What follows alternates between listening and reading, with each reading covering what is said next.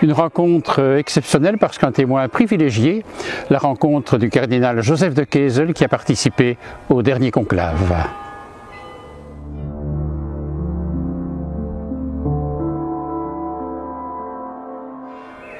Nous sommes ici dans les jardins de l'archevêché de Malines et nous allons dans quelques instants rencontrer le cardinal Joseph de Kessel. Il a participé au conclave et bien sûr qu'il est un témoin privilégié de ce moment historique de l'Église que nous avons vécu. Je vous propose maintenant de le retrouver à l'intérieur de l'archevêché. Monsieur le cardinal de Kessel, merci de répondre ainsi à notre invitation parce que je crois que vous êtes vraiment un témoin privilégié de l'élection du nouveau pape, le pape Léon XIV. Alors vous êtes parti à ce conclave, premier conclave auquel vous avez participé. Dans quel état d'esprit est-ce que vous êtes parti finalement? Je dois dire, j'avais vu le pape François le dimanche à la télévision, à la place Saint-Pierre. Je voyais bien que ça n'allait plus. Mais je n'ai pas pensé à sa mort. Non. Et le lendemain, je reçois un coup de téléphone, le lendemain matin, que le pape était mort. Ouais. J'étais, quelques minutes de silence. Et je savais bien que je devais aller à Rome. Et je suis parti le mercredi déjà. Mais je dois dire que quand je suis parti, ce n'était pas tout à fait pour le conclave, mais pour les funérailles. Ah oui. Je ne pensais pas tout de suite, je savais bien évidemment qu'il y a... Parce que je ne savais pas non plus à quelle date le conclave, concrètement commencerait.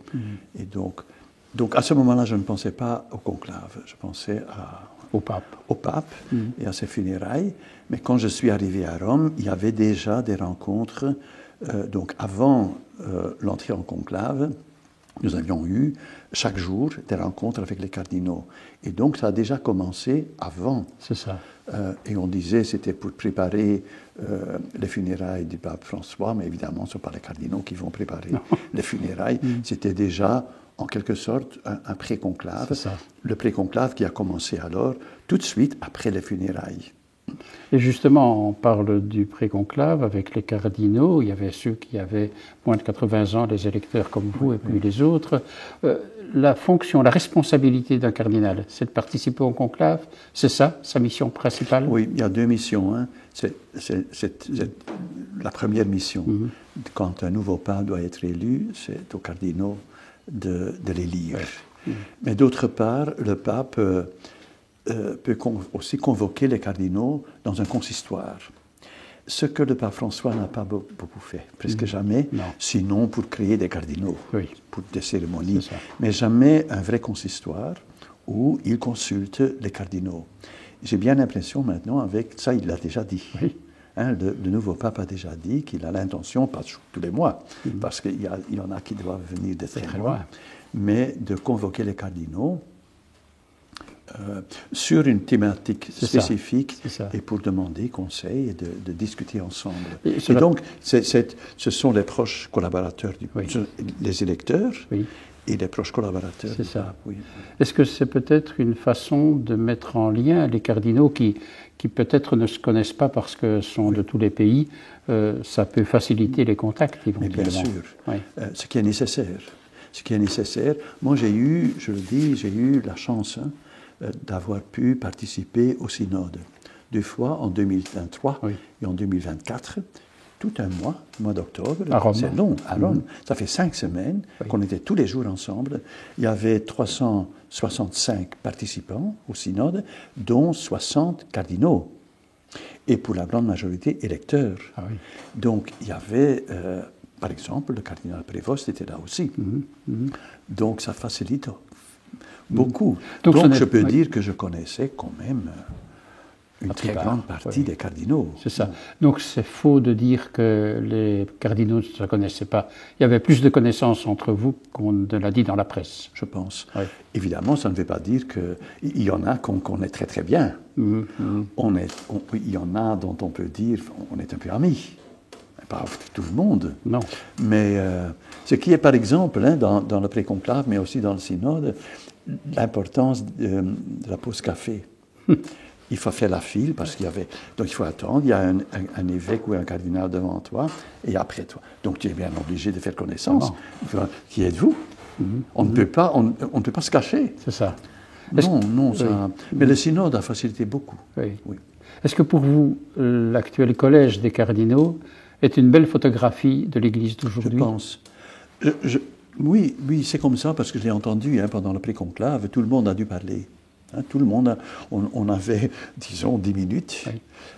Et puis après, on pouvait encore poser des questions, mais chacun avait la possibilité de s'exprimer sur la situation de l'Église, sur les défis qui sont devant nous, ce qu'on attend d'un nouveau pasteur de l'Église.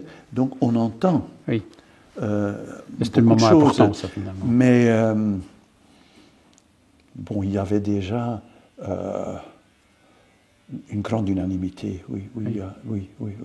Le conclave se fait déjà avant le conclave, en quelque sorte. Ça explique un peu pourquoi le conclave lui-même n'a pas duré longtemps. Oui. Parce que, je le dis ça, et ça m'a beaucoup ému. Après quelques jours, tout ce que j'entendais, je me suis dit, le pape François, il a été pape pendant 12 ans. Bon, il aurait pu être papa, et maintenant le suivant. Mais lui, vraiment, il a marqué l'Église. Il a vraiment marqué l'Église. Il a l'Église donc n'est plus ce qu'elle était avant lui. Une Église plus humble, oui. plus proche des gens, avec un bon rapport au monde, qui s'engage dans le monde, qui partage les joies et les peines, comme dit le Concile Vatican II, mais aussi les tristesses et les angoisses des hommes d'aujourd'hui. L'immigration, la pauvreté, l'écologie, etc.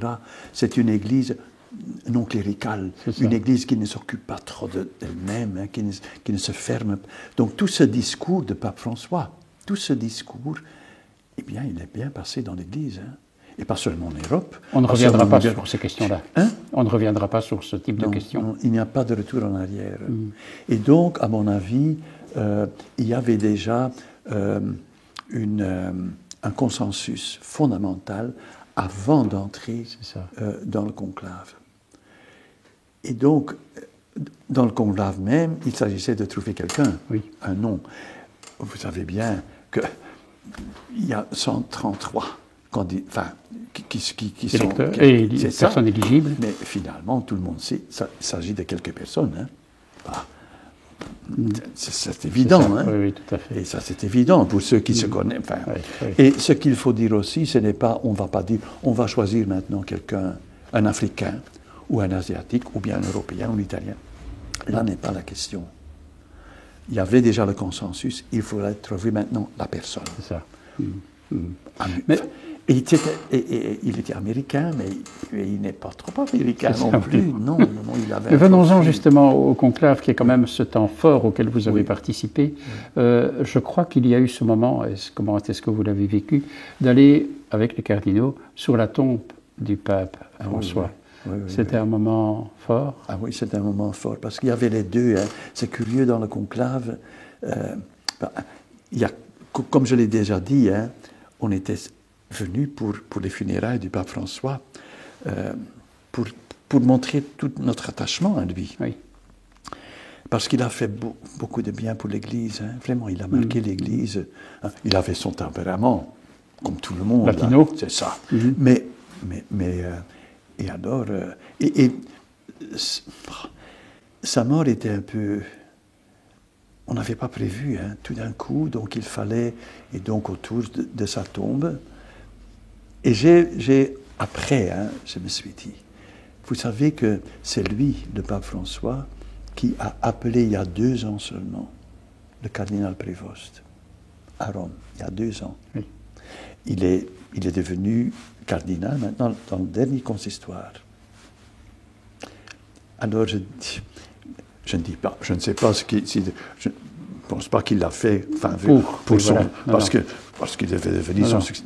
Mais quand même, Oui. Donc au tombeau, je dis mais des signes de il était très, et ça c'est vrai, le pape François n'avait pas toujours une bonne relation avec la curie romaine. Il était avec son tempérament, mais évidemment il y avait beaucoup de cardinaux il a au début, c'était plus difficile, mais à la fin, mais il était très proche du cardinal Prévost. Ah oui. Très proche. Ah oui. C'est un de ses... Et on ne l'a peut-être pas tellement dit pour le moment, mais c'est vrai que c'est important, oui. Oui, oui. Il était... Mais bon, ça ne fait pas dire, c'est pas pour ça qu'on l'a élu. Hein. Non, non, bien sûr. Oui. Et alors, il y a dans ce conclave aussi quelque chose qui, moi, m'a fort frappé, cette longue procession de tous les cardinaux qui allaient vers la chapelle Sixtine avec la litanie des saints. C'était un grand moment, finalement, dans le début. Il faut savoir, c'était un grand moment parce que c'était la première fois, pour moi, la dernière fois. Oui. Et donc, je savais ce que c'était, un conclave, dans les livres d'histoire, enfin. Je n'ai jamais pensé, un jour, je devais participer à ça. Jamais. Il faut voir le cadre aussi. Oui. C'est incroyable. Hein. C'est vraiment... Et j'avais une belle place. En plus. Oui, vraiment, je voyais là. Incroyable. Et alors, et on est en habit de chœur. Oui. On n'est pas en civil comme ça, on est en habit de chœur. C'est dans une... donc, au conclave même, on ne fait que voter. On ne parle presque pas. On vote. Parce que ça prend beaucoup de temps. Il y a 133 voteurs. Donc, il y a 2 votes le matin, durant la matinée, mais alors, il n'y a rien d'autre à faire. Hein. Non, il faut dépouiller aussi. C'est ça. Oui. Et donc, c'est plutôt dans une atmosphère de silence et finalement de prière. On est conscient de la grande responsabilité. Enfin, il faut quand même... Surtout le premier vote aussi, parce que on ne peut voter que pour un seul. Hein. On ne peut pas mettre 2 noms. Parfois, il y en a 2, ou tu en as 3, mais tu vas choisir. Tu vas, mais qui c'est pas si... facile. Non, mais c'est dans un... C'est pas simplement à la légère, comme ça, on va... Non. Et toute l'atmosphère tout à fait. T'aide aussi, parce qu'il faut les jurer. Hein. Et surtout, on s'exprime de dire... ne pense pas à tes propres intérêts, à ce que toi, qu'est-ce que tu veux, mais ce que pour l'Église à l'heure actuelle, c'est ça. C'est un peu, et je l'ai senti aussi quand il a été élu. Hein. Bien sûr, il a été élu parce que nous l'avons élu. Il faut voter. Oui. Mais d'autre part, plus fondamentalement, c'est comme ça que je l'ai vécu. Hein. On l'a reçu. C'est pas notre œuvre. C'est pas à cause de nous. C'est ça l'esprit. Non, c'est ça. C'est ça. Je ne veux pas instrumentaliser l'esprit, hein, mais c'est pas tout à fait. Je ne l'ai pas senti comme ça. On a dû voter. Il faut voter. Il y a d'autres affaires. Et non, on l'a reçu. Et au moment qu'il a été élu, hein, c'est mon expérience. Il était pape. Tout de suite. Pas en disant il s'affirme. Il était pas là. On le recevait. Oui. C'est comme ça, il est. Et alors, ça se fait dans un cadre très précis. Il y a cette fermeture des portes à la chapelle Sixtine, donc vous êtes isolé, un isoloir en quelque sorte. Mais c'est un isoloir, hein, collectif. Oui, collectif. Oui, c'est normal, enfin, quand on vote, nous aussi, on fait. On s'isole. C'est ça, c'est ça. On est isolé. Cet esprit-là. Mais là, c'est collectif. Oui. Et la chapelle Sixtine a une symbolique pour vous, quelque part? Voilà. C'est une des places les plus belles. Il faut voir donc, sur le fond, le jugement dernier. Oui. Donc, c'était un peu aussi, voilà. Tu devras rendre compte de ce que tu fais maintenant. Hein. Ne cherche pas tes propres intérêts. Il y a quelqu'un qui te voit. Hein. C'est une liturgie, en quelque sorte. Oui. Et sur les bas côtés, il y a le Perugino, il y a la vie de Moïse et la vie du Christ. Enfin, c'est... Oui, tout un cadre. C'est extra. Enfin, il faut être à Rome pour voir ça. Non. Et alors, le pape Léon XIV, le cardinal Prévost, vous le connaissiez? Il était venu en Belgique? Vous l'aviez vu à d'autres occasions? Exactement. Enfin, par exemple, j'ai été au synode, et lui aussi. Oui. Ah oui. On se connaît. Oui. Et quelquefois, pendant son... mandat, qui n'était pas très long, mais j'étais encore en fonction. J'ai quand même pu régler des choses. Non, il me connaît, je le connais aussi. Oui, on se connaît. C'est ça. Oui. Non, pour moi, ce n'était pas un cardinal que je ne connaissais pas. Non.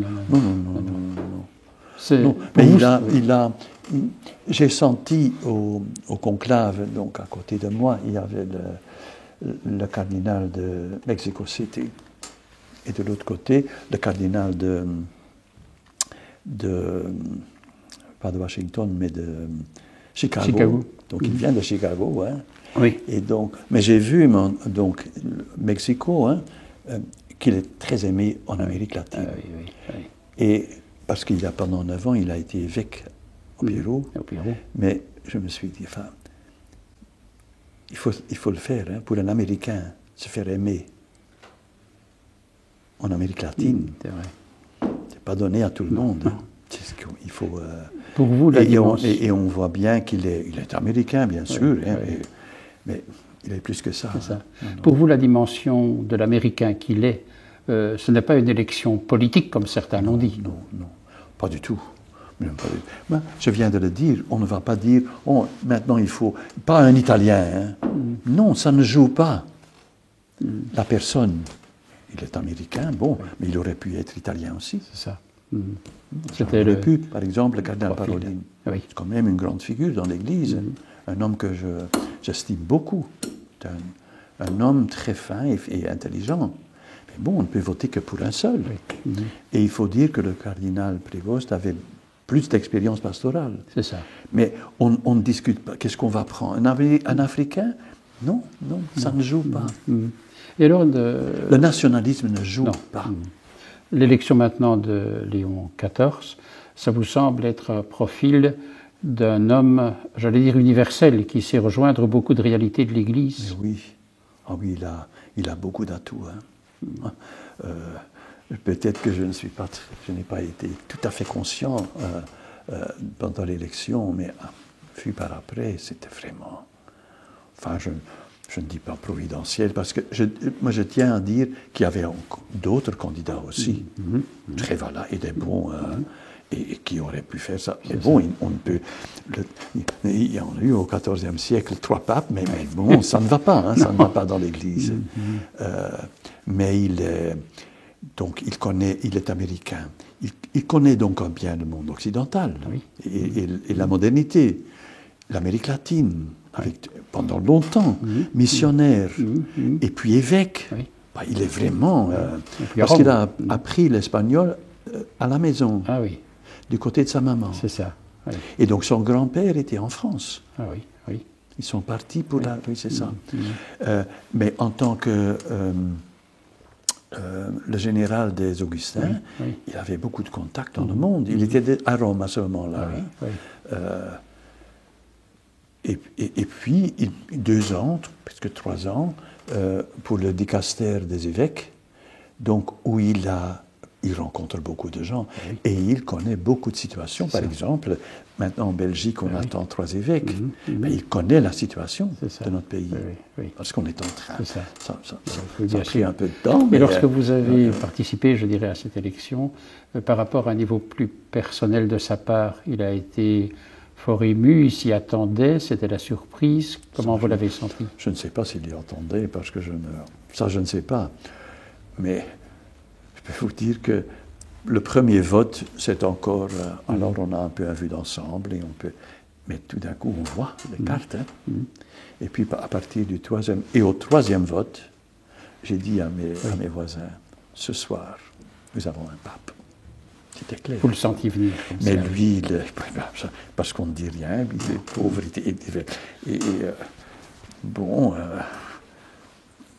Je me rappelle encore quand il a été... C'est un très bon moment. Donc, on doit avoir 2 tiers. Ça fait 89 votes. Et donc, on cite les noms, hein, tout simplement. Hein. C'est tel, son nom aussi. Hein, beaucoup. Et vous notez un petit peu sur votre... Non, il y avait un liste. Et au moment où il atteint les 89, tout le monde applaudissait. Et ça, c'était vraiment comme mais il fallait encore continuer. C'était pas encore fini, mais c'était sûr. C'est ça. Il était adoré. Qu'est-ce qu'il peut faire? Il ne peut pas commencer à... Et par rapport alors il disparaît, et puis il a un peu de temps pour... Et après un certain temps, c'est à l'intérieur du conclave, on lui demande s'il accepte. Oui, ah oui, c'est ça. Et on lui demande tout de suite aussi quel est ton nom. Ah oui. Quel nom as-tu choisi? C'est ça. Mais il se retire un peu. Oui, Enfin, oui. va pas.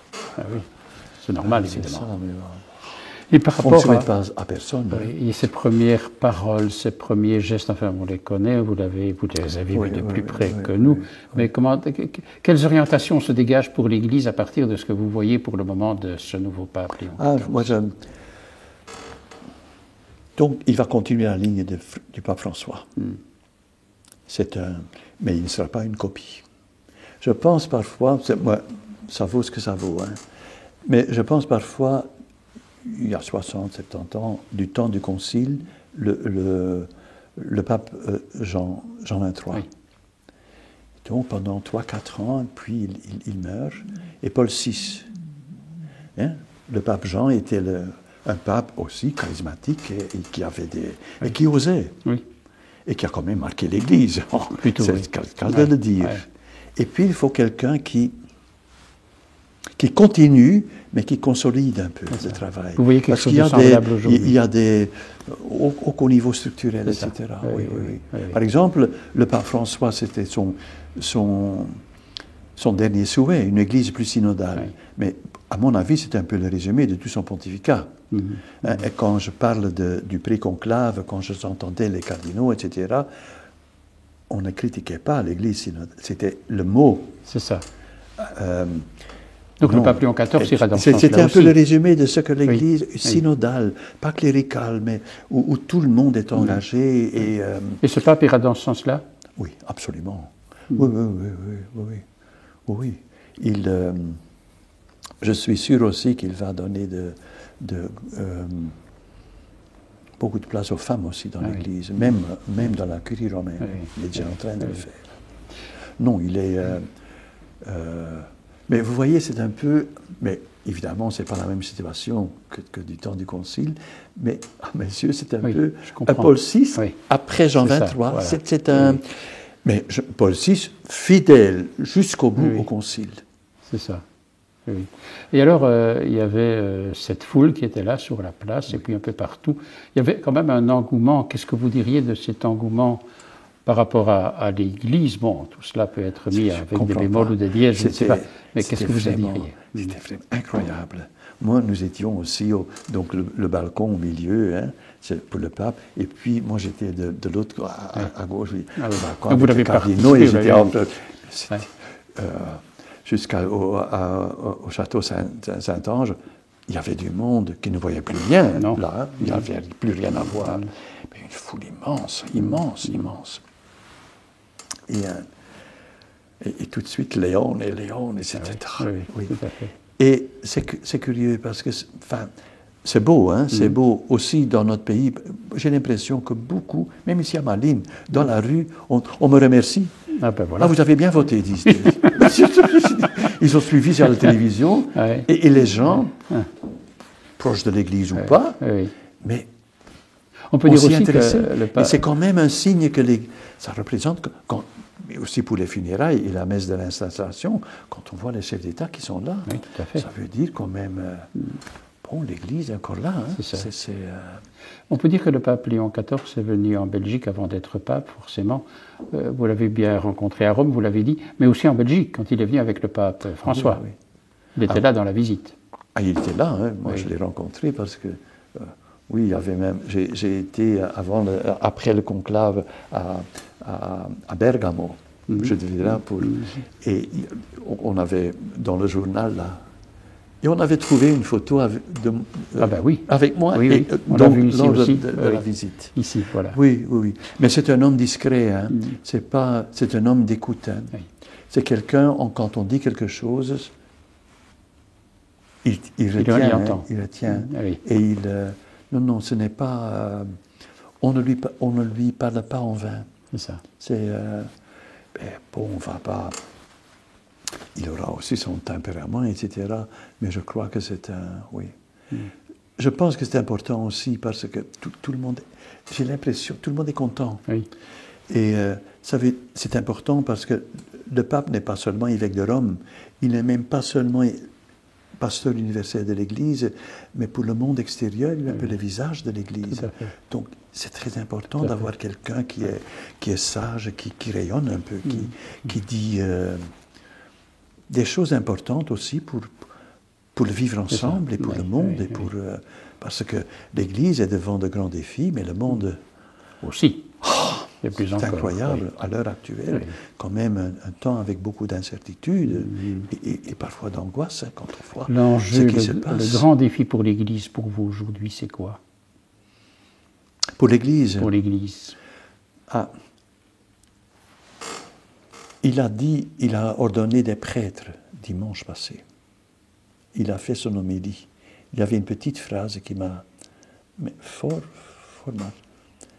Vraiment. Il dit, la question, ce n'est pas d'être parfait, mais d'être crédible. On ne demande pas à l'Église qu'elle soit parfaite, mais elle doit être crédible. C'est important. C'était... Moi, je lis ça. Oui, tout à fait. Et je pense que c'est ça pour l'Église, le grand défi, c'est de retrouver une crédibilité. Parce qu'il y avait... Nous venons d'un passé où l'Église était puissante, où elle était des attitudes cléricales, enfin, il se sentait supérieur à tous et supérieur au monde. C'est une petite phrase qu'il a dit aussi dans son homélie d'installation, qui m'a frappé aussi.